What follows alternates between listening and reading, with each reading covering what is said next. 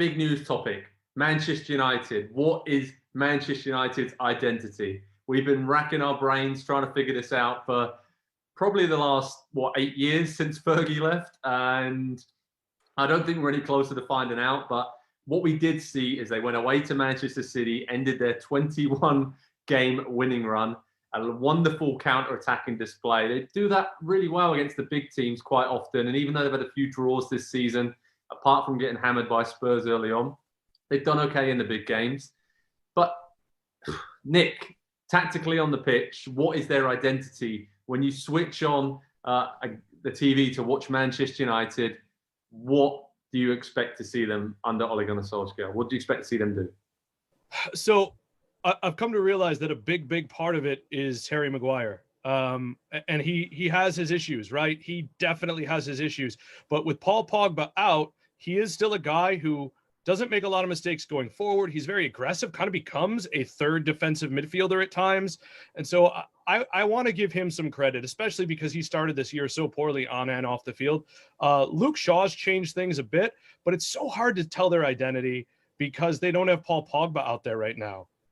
And for me, as good as Bruno Fernandes is, we talked on this show maybe a month ago, 2 months ago, about how we know what they're doing in their own third. We know a little bit of what they're trying to do on the counterattack, but connecting play I still don't get. And it's a little bit better. I think McTominay's really growing into himself, but the identity still seems to be we're Manchester United, and so we're going to win. Yeah, let me use a phrase here to describe what I would call them. They are very risk averse. And I think there's a lot of kind of leftover, if it's mentality or tactical ideas from the Jose Mourinho era at Manchester United, where when he would play those big teams, you would spend all week getting excited for those games, and then it would just be the worst fixture of the entire weekend. So what you're saying is they've been scarred by Jose Mourinho, and they're still not quite getting past that. And it's when you look at the squad, a lot of those players that are still there were signed during his, albeit pretty brief tenure at Old Trafford. So it makes sense. There's a lot of very functional players in that team. And really, there's only about 2 players that I think stand out above and have kind of any individual characteristics to their game. And it's Bruno Fernandes and it's Marcus Rashford. And then everybody else is just kind of a cog in the machine. And it works against the lesser teams. They've cleaned up against teams in the bottom half and even, outside of the top 6 this season. But when it comes to those big 6 teams and even some of the big 7 and big 8 teams up there, if you throw Everton and I believe West Ham into the mix, they struggle a little bit. It's not flashy. It's not exciting. And even when they win, when they beat Manchester City on the weekend, it doesn't look dominant. It doesn't look in control, but they did just enough. Yeah, would it be weird? Go ahead, Nick. I was going to say, would it be weird to say that there's a little bit of Mourinho residue that happens to teams? Maybe, I guess it'd be resume. Like it's almost like he's got these teams playing so rigid. And I feel like we've seen it at Chelsea, even after, he left and they won. Is it a situation where you now know defensively the right idea, but you've got a little bit more freedom? And I kind of want to give him credit for that, because that is one thing. He may not always have the pieces to do it, but the tactics are generally on. And I remember that game he brought in Tanganga, one of the first times he brought him in. And all of a sudden it was like, oh, here's a piece that works, but it isn't mature enough. So would that be fair to say that he leaves a little bit of a, whether you want to call it a stain or a platform or a foundation, maybe that's working out for them? Yeah, I agree with that. And I think one thing I always think about when I'm thinking about Manchester United's identity is that this is still a team that has players, Louis van Gaal, Mourinho, even some guys, David Moyes, not many left over from that era, but there's still a lot of pieces from different managers, different styles, different identity. And now when you look at Solskjaer, he has taken that solid platform, Nick, and he's added pace and attacking and counter-attacking. So that's why they've been so impressive. And Bruno Fernandes said that that's one of our best traits, to counter-attack and to be quick on the counter in transitions. And Rashford, obviously Martial, Dan James, now has stepped up really well, and Luke Shaw, the surgeon runs, and Fernandes is key to dictating all of that. And I think Solskjaer deserves some credit, because the actual signings he's made since he's been in as a permanent manager, it's been pretty good. Wan-Bissaka's coming, he's coming up with the goods now, said Dan James. And then you've got other players that they're signing under the radar through the youth ranks. You look at someone like Amad Diallo. They've paid big money to Atalanta for him. And there's that philosophy and identity. Okay, we've got good young players coming in. We're going to give them an opportunity. And that bodes well for the future and actually have a clear style and identity. And, we've heard Ed Woodward praise Solskjaer and say we've had lots of progress. Still not sure how much progress United have made over the last 8 years since Fergie left. But Andy, I want to ask you about this. Off the pitch, what is the club identity behind the scenes? I mean, we talk about a director of football and this kind of thing, but what is the club of Manchester United? Has their identity changed at all since Fergie was in charge? It's certainly changed. In a word, I would call it chaotic. It's very reactionary. They sign a lot of really good, talented players, a lot of quality players that have some success, have some struggles at Manchester United. A handful of them leave and they go on to have some even more success elsewhere.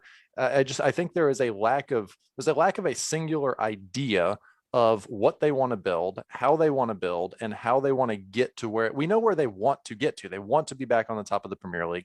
They want to be one of those very, very top teams in Europe again. It's where they believe they belong, but it seems like there's either zero ideas of how to build to get back there, or there's 100 ideas of how to build to get back there. And they can't settle on one or even 10 of them on a given day to try to work towards it. It feels like there's a lot of pieces, important pieces at the club that are pointing completely different directions. And I mean, more so kind of in the front office side of things, away from the coaching staff, away from the players.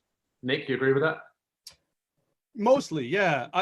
I think it does come down to a few things. One, I almost feel like Ole Gunnar Solskjaer was in a situation where he planned to play a sort of expansive possession football that everybody would love.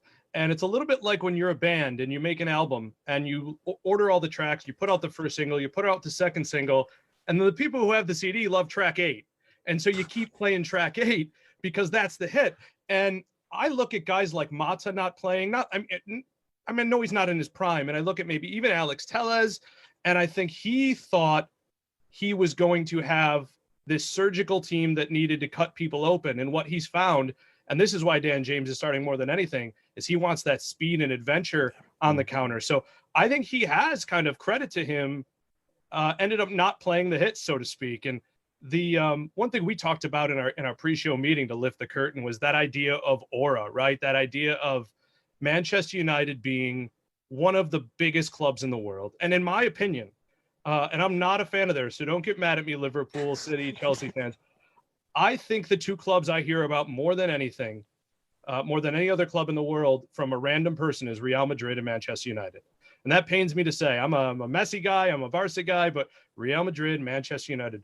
And those are two teams that carry an aura. And you might argue that Solskjaer and Zidane have succeeded by massaging egos and just telling everybody. I mean, Harry Maguire's post-match answer for 2 years after he was made captain has been, well, we're Manchester United, we expect big things. We asked you what you had for dinner, Harry. Oh, well, we're Manchester United and we had big things. Like, I think the aura is a big, big part of it, Joe. And I think that's something you've pointed out in the past. Definitely. And it goes to Ollie's said that multiple times. Obviously, Bruno's even kind of saying it now. And that nostalgia, that feeling of we have to get back to these days. Even, if we finish in the top 4, that's not good enough because we're Manchester United. And there's something to be said for that. The high levels and targets they set themselves as a club, as a playing staff, and the fans as well. You need to see the reactions. Even when they beat Manchester City, it's, we should have been dominant. It was a good win, but we should be in the title race. So, Andy, I'm going to ask you that. What does success look like this season? I mean, top 4 is great. They're probably not going to be in the title race. I think we can all agree that's over. But top 4 in a trophy, that's good enough, right? This season, that's progress. So I've come a long way in the last few weeks or so, because I was pretty solid in if they finish second this season, given where they were last year and given the previous 6 seasons since Ferguson left, second place finish would be a sign of progress, upward movement for this club. But then I think since then, they've gone on a run sorry to bring it up, Joe, since they beat Southampton 9-0, they have drawn, won, and won. They have drawn 4 out of their last 6 and dropped a lot of points against the likes of Everton, West Brom, Chelsea, Crystal Palace. I need to see them be more. It is now, it's more about how they get to wherever they finish than where they actually finish. If they finish 3rd or 4th, but they have a run of games where they just look completely dominant and somehow Leicester City catches fire the rest of the season and they just beat them to 2nd place, that's fine. If Manchester United can exert some kind of dominance and talk about that aura that you guys were just talking about, then I think that's the biggest thing that they can do for themselves going into not only next season, but the transfer window, to convince the caliber player that they need to add to that squad, the attacking player, the creative, the superstar, the global superstar to that team to take them to the next level. I agree with that. And I want to finish. They've only lost 1 game since the 1st of November in the Premier League, which is crazy to think about. They've had a lot of success. There's been some bumps, like we said, against teams they should probably beat, but they've come unstuck when teams won't allow them to counterattack. So that's that identity issue again. They're still figuring that out. But I think it's fair to say off the pitch, their identity as a club, they're still a mega club. Like Nick said, they're still one of the biggest clubs in the world. On the pitch, they're still figuring it out. But you have to give Solskjaer some credit. I think with the recruitment policy, even if he isn't quite in charge of that, the players he wants have made a difference. And if they can carry on in that vein, then they can figure out a different way to take it on Manchester City, Chelsea, and Liverpool when they rebound as well. So Man United are always interesting this season, especially. And you have to say that if they finish in the top 4 and win the FA Cup or the Europa League, then that's progress for Solskjaer's boys. So we'll keep you updated on Pro Soccer Talk on NBCSports.com and United's progress both in Europe and in the Premier League. Have lots of analysis and reaction on the Red Devils as they are kicking on in the Premier League. Hi there, I'm Rebecca Lowe. Make sure you subscribe to watch highlights all season long and join us at the weekend at 7 a.m. Eastern on NBCSN for Premier League mornings, and sign up for Peacock Premium, where you'll have access to 175 exclusive live games all season long.